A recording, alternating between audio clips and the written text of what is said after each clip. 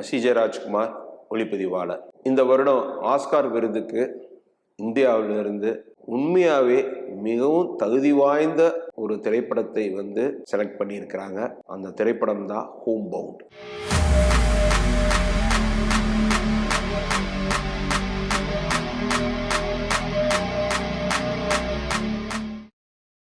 கரண் ஜோஹர் மிக சிறந்த ஒரு இயக்குனர், இந்திய சினிமாவில் பல சாதனைகள் படைத்தவர். அவரோட தயாரிப்பில் இந்த படம் உருவாயிருக்கு. இந்த படத்தை இயக்கியவர் யாருன்னா நீரஜ் கைவான். அவருடைய பின்னணி என்னன்னு பார்த்தா அனுராக் கஷ்யப் இந்திய சினிமாவில் ஒரு முக்கியமான ஆளுமை. இந்தி சினிமாவில் மிக சிறந்த உலக அளவிலான திரைப்படங்களை உருவாக்கியவர் அனுராக் கஷ்யப். ஆனால் இன்னைக்கு அவர் ஒரு நடிகராக ரொம்ப பாப்புலர் ஆயிட்டு நிறைய திரைப்படங்களை நடிச்சிட்டு இருக்கிறாரு. அவரிடம் உதவியாளராக நீரஜ் கைவான் வேலை செஞ்சிருக்கிறாரு. அதுக்கப்புறம் அவரிடம் அனுராக் கஷ்யப் விட்டு வெளியே அவர் என்னன்னா மசான் அப்படின்னு ஒரு ஹிந்தி படத்தை இயக்குனாரு. அது ஒரு இண்டிபெண்டன்ட் ஃபிலிமா தயாரிக்கப்பட்டது. ஆனா அந்த படம் கேன் திரைப்பட விழாவில் விருது வாங்கினதுக்கு அப்புறம் உலக அளவில் அந்த திரைப்படத்துக்கு ஒரு மிகப்பெரிய கவனத்தை ஈர்த்துச்சு. அதுக்கப்புறம் அந்த படம் வணிக ரீதியாகவே தியேட்டர்ல அந்த படம் ரிலீஸ் ஆகி ஒரு பரவலான கவனத்தை அந்த படம் பெற்றது. பாராட்டுக்களும் உலக அளவில் வாங்கின படம் தான் மசான். நீரஜ் கைவான் அதுக்கப்புறம் அனுராக் கஷ்யப்போட இணைந்து சாக்ரெட் கேம்ஸ் அப்படின்ற வெப் சீரிஸையும் அவர் உருவாக்குனாரு OTT தளத்துல. அதுவும் ரொம்ப பரபரப்பா பேசப்பட்டது தான். அதுக்கப்புறம் இப்போ ஹோம் பவுண்ட் இது ஃபீச்சர் ஃபிலிம். இந்த படம் தியேட்டர்ல வெளியாகி இப்போ நெட்ஃபிளிக்ஸ் வலைத்தளத்துல இந்த OTT பிளாட்ஃபார்ம்ல வெளியாகி நிறைய பேருடைய ஒரு எமோஷனல் ஸ்கேலை பயங்கரமா உடைச்சிருச்சு இந்த படம். யார் யாரெல்லாம் ஹோம் பவுண்டு வீட்டில் உட்காந்து இன்னைக்கு நெட்ஃபிளிக்ஸ்ல பாக்குறாங்களோ அந்த படம் பார்த்து முடிச்சதுக்கு அப்புறம் ஒரு ஒரு இதயம் நொறுங்கி போனது, ஒரு மனசு ரொம்ப ஒரு பாரத்தை உருவாக்கிடுச்சு. அதுக்கு பல்வேறு காரணங்கள் இருக்கு இந்த திரைப்படம். சரி, இந்த மாதிரியான ஒரு ஸ்ட்ராங்கான ஒரு டிராஜிக் டிராமா, இந்த மாதிரி படங்கள் ஒரு ஒரு டிராஜிக் கண்டென்ட் இருக்கிற படங்கள் எமோஷன்ஸ் வைஸ் ரொம்ப ஹெவியான டிமாண்ட் இருக்கும். ஆனால் இந்த படம் அப்படி இல்லை. இந்த படம் எப்படின்னா ஒரு ஆர்ட் ஹவுஸ் ஃபிலிம் மேக்கிங் மாதிரி தான் இந்த படத்தை உருவாக்கி இருக்கிறாங்க. இது ஒரு வகையில் ஒரு ஃபிலிம் அபவுட் ஃப்ரெண்ட்ஷிப்னு சொல்லலாம். ரோடு ஃபிலிம்க்குரிய தன்மையும் இருக்கு. ஒரு ஒரு பரபரப்பான ஒரு த்ரில்லருக்குரிய அம்சமும் இந்த திரைப்படத்தில் இருக்கு. ஒரு சோசியல் மெசேஜும் இருக்கு. அதே மாதிரி ஒரு நாட்டுடைய ஒரு காலகட்டத்தை, ஒரு டிஃபிகல்ட் டைமையும் இந்த படம் கொண்டு இருக்கு. ஃபேமிலி பத்தியும் இருக்கு, சாக்ரிஃபைஸ் பத்தியும் இருக்கு. அதே மாதிரி இந்த திரைப்படத்துக்குள்ள காஸ்டிசம், ரிலீஜன், இவ்வளவு விஷயங்களும் படத்துல ஒரு நரேட்டிவ்ல ஒரு நீரோடை போல ஒரு அப்படியே ஒரு கமெண்ட்ரி மாதிரி பியூட்டிஃபுல்லா உருவாக்கி இருக்கிறாங்க இந்த திரைப்படம். இந்த திரைப்படம் பார்க்குறவங்களுக்கு ஏன் அவ்வளவு பெரிய ஒரு பாதிப்பை ஏற்படுத்துது. ஒரு உதிரி பூக்கள் பார்க்கும்போது நமக்கு இப்படி ஒரு பாதிப்பு மூன்றாம் பிறை பார்க்கும்போது வந்தது. பட் அதை விட திரைமொழி ரொம்ப மேம்பட்டு எடுக்கப்பட்டது தான் ஹோம் பவுண்ட்.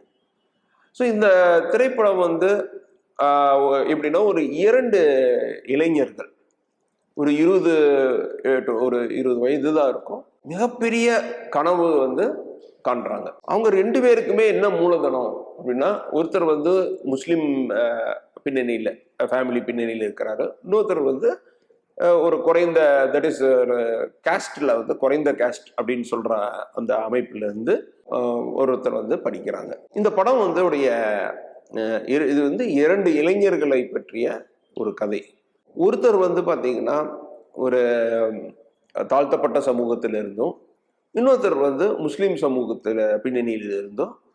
அவங்களுக்கு என்னன்னா, அந்த 2 இளைஞர்கள் அவங்களோட படிப்பை மூலதனமா வச்சு தங்களுக்கு ஒரு போலீஸ்ல ஒரு IAS எக்ஸாம், IPS எக்ஸாம் அந்த மாதிரி எழுதி அந்த போலீஸ் வேலையை அவங்களுக்கு கிடைச்சிடும் அப்படின்னு அவங்க வந்து தீர்க்கமாக நம்புகிறாங்க. அதுக்காக அவங்க கடுமையாக உழைக்கிறாங்க. ரெண்டு பேருமே வந்து ரொம்ப ஸ்ட்ராங்காக படிக்கிறாங்க.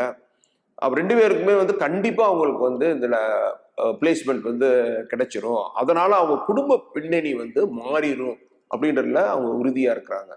ஆனால் வந்து அந்த ரிசல்ட் வந்ததுக்கப்புறம் பார்த்தா அதில் வந்து தாழ்த்தப்பட்ட சமூகத்தை சார்ந்த அந்த இளைஞனுக்கு வந்து கிடைச்சிருது, முஸ்லீம் சமூகத்தை சார்ந்தவனுக்கு வந்து எக்ஸாமில் வந்து அந்த ரிசல்ட்டில் வந்து ஃபெயில் ஆயிடுறா. அப்படி அது வந்து அதுக்கப்புறம் வந்து அந்த அந்த இளைஞன் வந்து ஒரு தனியார் நிறுவனத்தில் போய் வேலை செய்யறாப்படி. அதுக்கப்புறம் இந்த இளைஞன் வந்து உங்களுக்கு வந்து ஒரு அந்த வேலையை எதிர்நோக்கி இருக்கிறாப்படி. அவங்க குடும்பம் வந்து ஒரு ரொம்ப ஹாப்பியா செட்டில் ஆயிடுறாங்க. ஆனா அந்த நேரம் பார்த்து என்ன ஆகுதுன்னா, திடீர்னு ஒரு செய்தி வந்து வருது.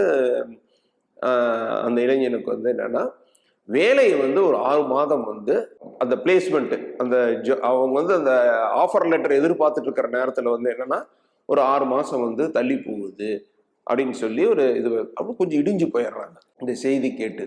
அப்புறம் வந்து என்னன்னா, சரி அவங்க குடும்ப சூழல் ரொம்ப ஒரு கிரிட்டிக்கலான ஸ்டேஜ் இருக்கிறனால அவன் என்ன பண்றான்னா, இன்னொரு 6 மாசம்ன்றாங்க. அவங்க என்ன சொல்றாங்கன்னா, 6 மாசம்னு சொல்றோம், பட் மேலே கூட ஆகலாம். சரி வர்ற வரைக்கும் ஒரு இடத்துல போய் வேலைக்கு போகலாம் அப்படின்னு சொல்லி ஒரு ஒரு 500-600 கிலோமீட்டர் ரொம்ப தள்ளி ஒரு இடத்துக்கு ஒரு ஒரு நகரத்துக்கு போய் அவன் வந்து வேலைக்கு போய் ஒரு கம்பெனியில் வந்து ஒரு லேபரா போய் ஜாயின் பண்றா. அப்படி அந்த நேரத்துல இங்கேயும் அந்த முஸ்லீம் நண்பர் அவருக்கும் இங்க வந்து பிரச்சனையாகி அவன் அந்த பையனும் வந்து அந்த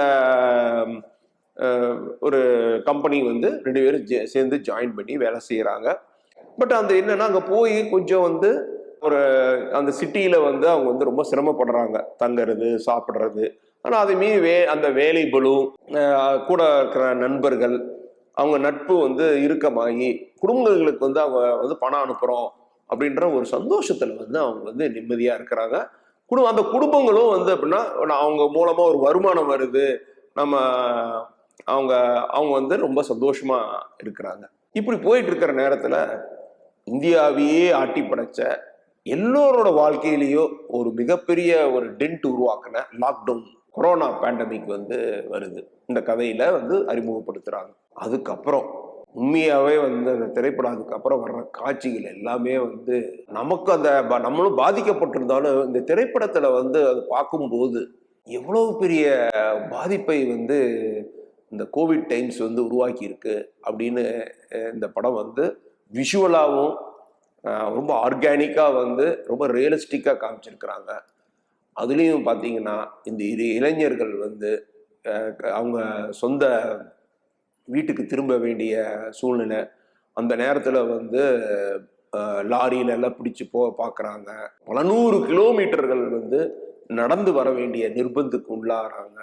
அந்த நேரத்தில் ஒருத்தருக்கு உடம்பு சரியில்லாமல் போக அந்த இளைஞன் வந்து அந்த வீடு சேரதுக்குள்ளேயே இறந்து போக, இப்படி வந்து இந்த படம் வந்து ஒரு மிகப்பெரிய ஒரு ஷாக்கிங் டிராஜிக் டேல் நான் சொல்லுவேன். இந்த திரைப்படம் வந்து கான் திரைப்பட விழாவில் அன்சர்டன் ரெக்கார்ட் அப்படின்ற ஒரு பிரிவில் வந்து திரையிடப்பட்டு இந்த திரைப்படம் வந்து முடிந்த பிறகு 9 நிமிடம் எல்லாரும் எழுந்து நின்று கைதட்டி இருக்கிறாங்க, ஸ்டாண்டிங் ஓவேஷன். இதுவே இந்த திரைப்படம் வந்து திரைப்படத்துடைய எமோஷனல் கண்டென்ட்டுக்குரிய வெற்றியை வந்து இதெல்லாம் பார்க்கலாம்.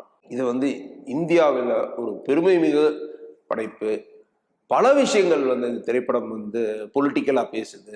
அந்த அந்த கோவிட் டைமில் வந்து எப்படியெல்லாம் சஃபர் ஆனாங்க, அதே மாதிரி நம்ம நார்த் இந்தியாவில் வந்து ஒரு கேஸ்டும் ரிலீஜனும் வந்து எவ்வளோ தூரம் இளைஞர்களோட தினசரி வாழ்க்கையை வந்து பாதிக்குதுன்றது இந்த திரைப்படம் வந்து மிக ஆழமாக யதார்த்தமாக ஒரு நெத்தி போட்டில் அரைகிற மாதிரி இந்த படம் வந்து ரொம்ப ஸ்ட்ராங்காக பேசுது.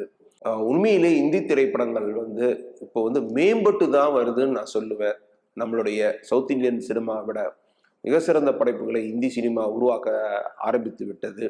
மிக குறிப்பாக ஹோம் பவுண்ட் ஆஸ்கார் விருதுக்கு வந்து இந்தியாவில இருந்து இந்த திரைப்படத்தை அமைச்சிருக்கிறாங்க. இது வரைக்கும் லகான் திரைப்படம் வந்து நாமினேட் ஆயிருக்கு. இதே மாதிரி வந்து RRR அதுக்கு வந்து இசைக்காக விருது பெற்றுச்சு. ஆனால் நிச்சயமாக ஹோம் பவுண்ட் ஒரு இம்பேக்டை வந்து ஆஸ்காரில் வந்து ஒரு ஏற்படுத்தும் நான் நம்புகிறேன். அந்த படத்துக்கு வந்து ஆஸ்காரில் வந்து ஒரு நாமினேஷனில் வாய்ப்பு இருக்கிறதா நினைக்கிறேன். ஏன்னா மார்ட்டின் ஸ்கார்செஸி உலகத்தின் தலை சிறந்த இயக்குனர் வந்து இதை வந்து பார்த்து பாராட்டியதோடு இல்லாமல் இன்டர்நேஷ்னல் ப்ரொடக்ஷன் லைன்லையும் அவர் வந்து இதில் வந்து தன்னை இணைச்சிக்கிட்டாரு. ஸோ இந்த மாதிரி ஒரு இணைப்பு சூழலை உங்களுக்கு வந்து ஹோம் பவுண்ட் வந்து ஆஸ்கார் விருதுக்கான வாய்ப்புகள் அதிகமாக இருக்குது. ஒருவேளை ஆஸ்கார் கிடைக்கவில்லை என்றாலும் கூட பல உலக திரைப்பட விழாக்களில் இந்த ஹோம் பவுண்ட் பல விருதுகளை வெல்ல போகுது.